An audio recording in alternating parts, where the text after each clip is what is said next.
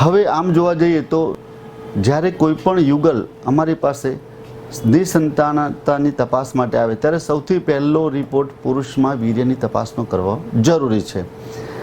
સાયન્સના નિયમ પ્રમાણે પુરુષમાં સેમેન એનાલિસિસ એટલે કે વીર્યની તપાસ અને એનામાં લોહીની તપાસ પણ જરૂરી છે.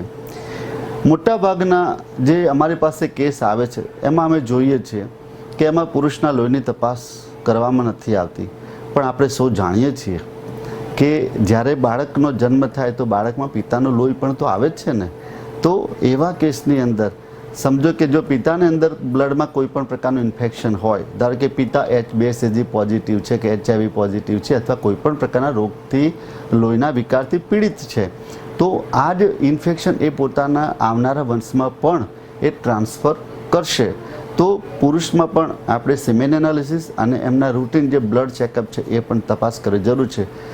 અત્યારે હાલ પણ અમે લોકો થાઇરોઇડની પણ તપાસ ક્યારેક કરાવતા હોઈએ છીએ કે જે બાળક જન્મેલા બાળકમાં ક્યારેક મંદબુદ્ધિ માટેના કારણભૂત હોઈ શકે છે.